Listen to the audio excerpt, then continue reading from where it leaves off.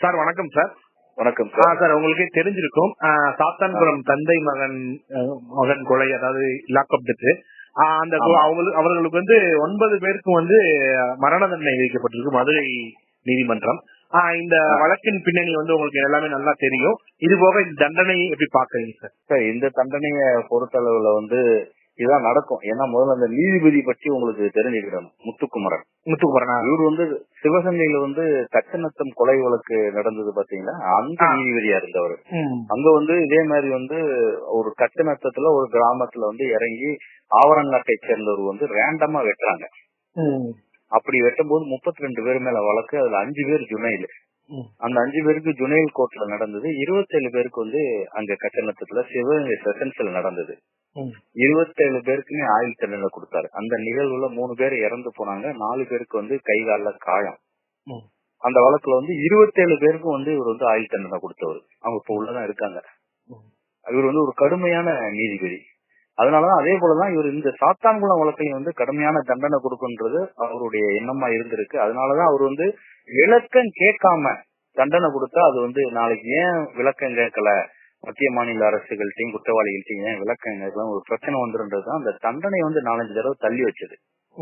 அதுக்கு பிறகு விளக்கம் கேட்டு, ஏன்னா சுப்ரீம் கோர்ட்ல ஒரு ஜட்ஜ்மெண்ட் இருக்கு விளக்கம் கேட்டு கொடுக்கணும்ட்டு. இந்த மாதிரி கேபிட்டல் பனிஷ்மெண்ட், ரெட்டை ஆயுள் இது மாதிரி கொடுக்கும்போது இது 2 மரண தண்டனை அப்படிங்கும் போது கண்டிப்பா அவங்கள்ட்ட கேட்கணும். கேட்கலன்னா மேல அக்யூட்டல் ஆயிரும்.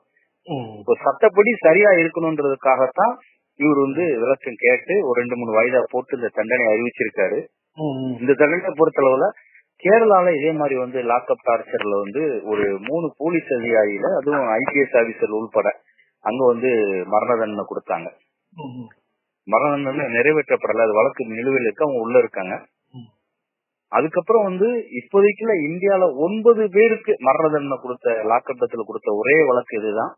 சுப்ரீம் கோர்ட்டை பொறுத்தளவுல லாக்அப்ல இருக்கக்கூடிய கைதி அப்படின்றவர் ஒரு நிராயுத பாணியானவர்.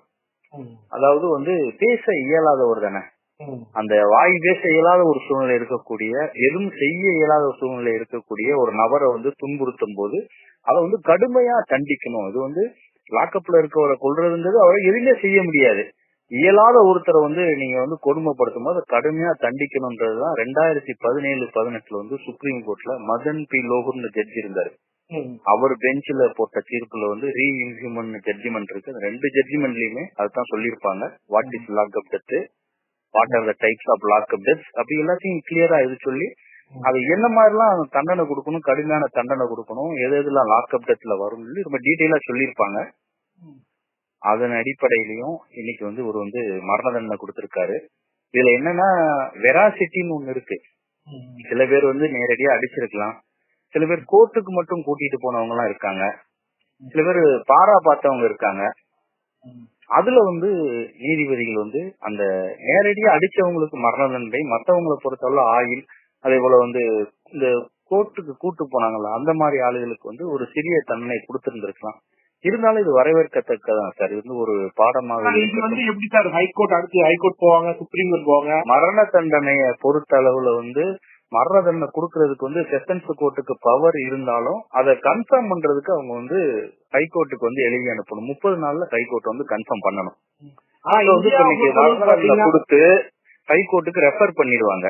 ஹைகோர்ட் அதை ஒரு 30 டேஸ்ல விசாரிச்சு கொடுத்தது சரி இல்லைன்னு சொல்லணும். அவங்களும் சைமல்டேனியஸா அப்பீல் போவாங்க. மேபி உங்களுக்கு ஹைகோர்ட்டை பொறுத்த அளவுல இது ஆயுள் தண்டனையா குறைவதற்கு வாய்ப்பு இருக்கிறது. ஏன்னா அரிதினு மரியாதையான வழக்குலதான் கொடுக்க சொல்லியிருக்காங்க. இது மாதிரி விஷயங்களை அரிதினு மரியாதையான வழக்கா ஹைகோர்ட் எடுக்கிறதுக்கு வாய்ப்பு குறைவுதான். இந்தியாவை பொறுத்த அளவுக்கு அதாவது மரண தண்டனை என்பது ரேர் தான். இது வரைக்கும் ரொம்ப வருஷம் நிறைவேற்றப்பட்டு நினைக்கிறேன்.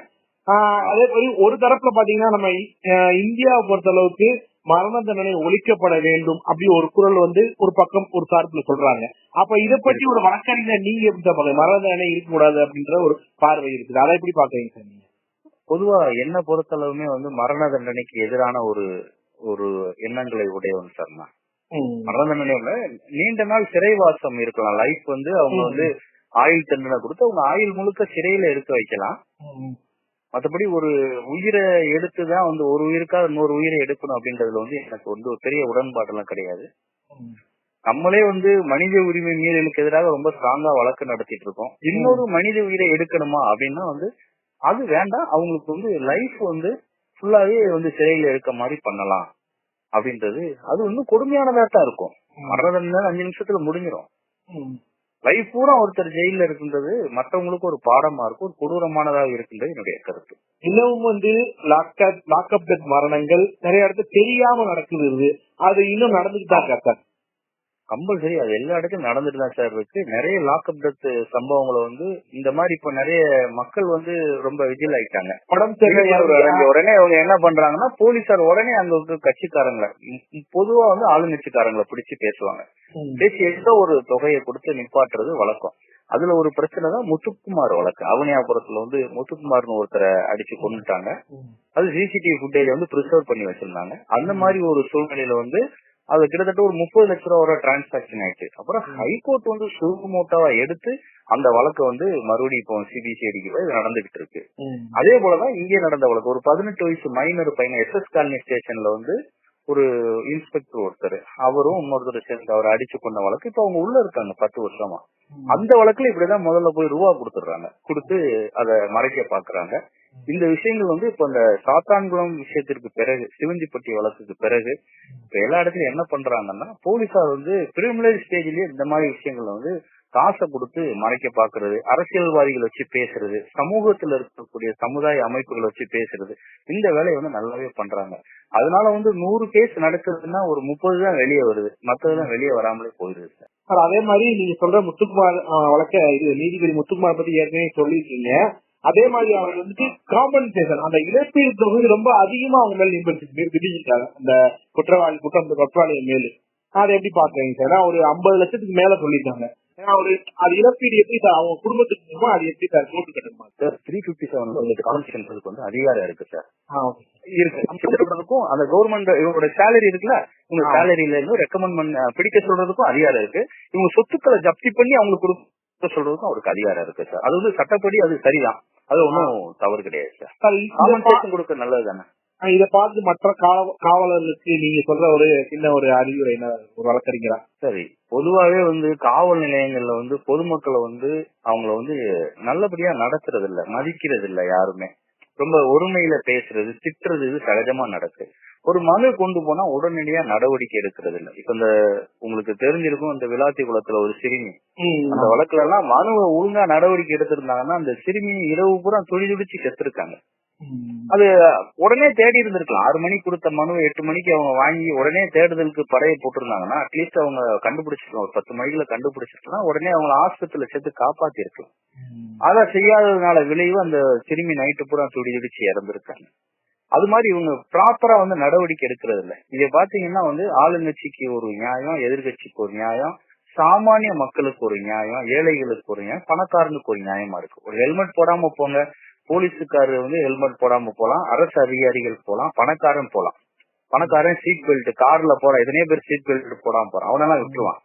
எவனாவது ஒருத்தன் ஒருத்தன் 2 வீலர்ல ட்ரிபிள்ஸ் போயிடக்கூடாது, ஒருத்தன் அவசரத்துக்கு குழந்தை குட்டி ஏத்திட்டு 4 பேரோட வந்து ஆஸ்பத்திரி போயிடக்கூடாது ஹெல்மெட் போடாம, உடனே புடிச்சுக்கிடுவான். இந்த நிலை மாற வேண்டும். இது போன்ற தண்டனைகள் கடுமையாகும் போது யாரா இருந்தாலும் இப்படிதான் இருப்போம் அப்படின்னு இப்படிதான் சட்டம் வந்து தண்டிக்கின்ற ஒரு சூழ்நிலை வந்தாதான் அவங்க பயப்படுவாங்க. அது போல யாரையும் கம்பெடுத்து அடிக்கிறது, அவன் கம்பெடுத்து அடிச்சு இது வரைக்கும் செத்து போனவங்க யாருன்னு பார்த்தா சாமானிய மனிதர்கள், வியாபாரிகள், சிறு சிறு குற்ற வழக்கில் தொடர்புடையவர்கள். பெரிய ஐக்யூஸ் எங்கேயாவது அடிச்சு கொண்டதா சரித்திரக்கா சார்? A+ கேட்டகரியில் உள்ளவனையும் சுற்றுக்கானா? A+ கேட்டகரியில் உள்ளவனையும் அடிச்சு கொண்டிருக்கானா? அல்லது ஒரு சமூக தலைவரையோ ஒரு பெரிய அரசியல்வாதியோ வந்து அடிச்சு கொண்டிருக்கானா? கிடையாது. ஏழைகள், சின்ன திருட்டு பண்ணிப்போம் பாருங்க, பிட் பாக்கெட், இந்த மாதிரி வயிற்று பசிக்காத திருப்போம் பாருங்க, அவன் சின்ன சின்ன குற்றவாளிகள், வியாபாரிகள், இவனை எதிர்த்து பேசின ஒரு சிறிய அதாவது பின்னணி இல்லாத சிறிய நபர்கள் வந்து அடிப்பாங்க. இத வந்து திருந்தணும் சார். இவங்க திருந்தல அப்படின்னு சொன்னா போலீஸ்ல எத்தனையோ நல்லவர்கள் இருக்கிறார்கள், அவனும் சேர்ந்து பாதிக்கப்பட்டுவான். யாரோ ஒரு போலீஸ் செய்யறதுக்கு ஸ்டேஷனே பாதிக்கப்பட்டோம். இப்ப சாத்தாங்குளத்துல 9 பேரும் சேர்ந்து அடிக்கல, 2-3 பேர் சேர்ந்து அடிச்சிருக்காங்க. 2-3 பேருக்கு என்ன இருந்துன்னு தெரியல. கூட இருந்த சின்ன சின்ன அவனுக்கு அடிச்சவனுக்கு அந்த அக்யூஸ்ட ஸ்டேஷன் இதுக்கு கோர்ட்டு கூட்டு போயிருக்கான். அந்த 2 பேரையும் கொண்டு போய் வந்து ஆஸ்பத்திரியில கூட்டு போய் சொல்லாதீங்க அடிச்சாங்கன்னு இருப்பான். சின்ன சின்ன விஷயம் பண்ணிருப்பான். இவனுக்கும் சேர்ந்து தூக்கு கிடைச்சிருக்கு சார். சாதாரண விஷயம் இல்ல. இரட்டை தூக்கு. அப்ப கான்ஸ்பிரசி மாதிரி வந்துட்டு டபுள் கவுண்ட், கேபிட்டல் பனிஷ்மெண்ட்ல டபுள் கவுண்ட், 2 பேர் இறந்து போனதுனால இது வந்து மிகப்பெரிய வந்து மற்றவர்களுக்கும் மிகப்பெரிய ஆபத்து. அதனால போலீஸ்காரங்க அவங்களுடைய கடமையை உணர்ந்து அவங்களுடைய வரையறையை உணர்ந்து செயல்படணும். வானளாவிய அதிகாரம் இருக்குன்னு நினைச்சுக்கிட கூடாது. அவங்களா நினைச்சிட்டு இருக்காங்க நம்ம எல்லாம் கவர்மெண்டோட ரவுடி, நம்ம என்ன செஞ்சாலும் யாரும் கேட்க மாட்டாங்கன்ட்டு. அப்படி இல்ல சார். எங்களை மாதிரி எத்தனையோ பேர் இருக்காங்க சார். அவங்களை வந்து கூண்டுல ஏற்றி தண்டனை வாங்கி கொடுக்க இன்னும் எத்தனை வழக்குல அவங்களுக்கு தண்டனை ஆகுதுன்னு பாருங்க. பல்வீர் சிங் வழக்கு ரெடியா இருக்கு, சிவந்திப்பட்டி வழக்கு ரெடியா இருக்கு, பாலகிருஷ்ண வழக்கு ரெடியா இருக்கு, பேச்சுத்துறை வழக்கு ரெடியா இருக்கு, கொம்பன் துறை ஜெகன் வழக்கு ரெடியா இருக்கு, திருச்சி துறை வழக்கு ரெடியா இருக்கு, இங்க முத்துக்குமார் வழக்கு ரெடியா இருக்கு.